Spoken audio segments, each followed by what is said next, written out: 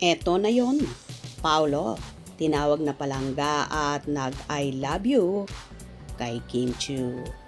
Fanay, nagdiwang.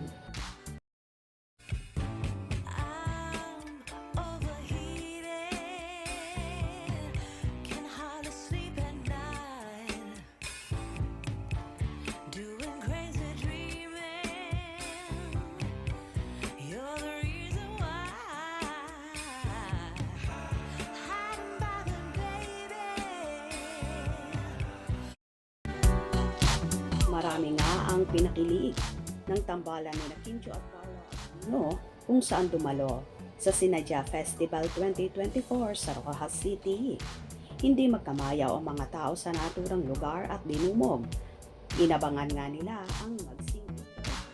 Kahit malakas ang ulan ay hindi natinag ang Kim Pao supporters at worth it naman ang kanilang paghihintay sa kanilang mga iniidolo na hindi umalis kahit napakalakas ng ulan.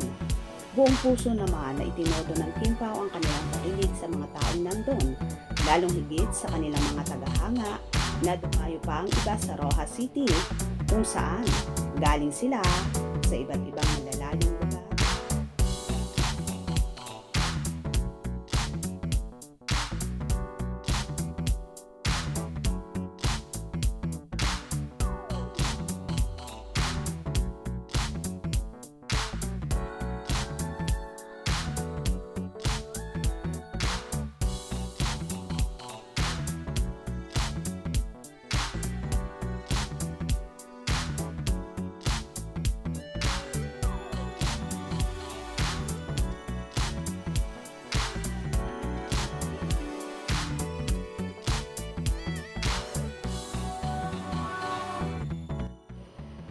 Samantala, tinawag naman ni Paulo ng palangga si Kimi, kung saan sinabi niya sa Bisaya word, "Palangga taka," kung saan todo nag-react si Chinita Princess at sinabing, "Talagang sa Rojas mo pa sinabi yan?"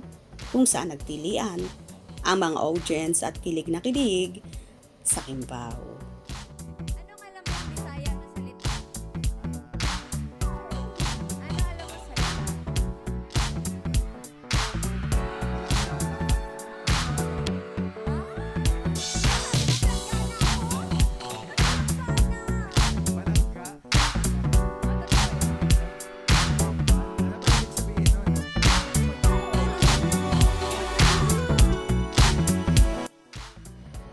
Sulit naman ang pag-aabang ng Kim Pao fandom dahil kilig ang naging paayuda ng Kim Pao na kahit basang-basa ng pawis si Kimi ay todo pa rin ang pagpapasaya at pagpapakilig kung saan pinunasan pa ng pawis ni Paulo kung kaya lalong nagtilian ang ating mga kababayan na naroroon. Ito na siguro yon ang pag-amin ng Kim Pao na hindi man tahasang inamin ang mga salita na sila na. Pero ayon sa kilos at galawan nila ay magjowa na talaga ang peg ni Kim at Paulo. Kaya wag na natin silang kulitin at paaminin na umamin sa publiko.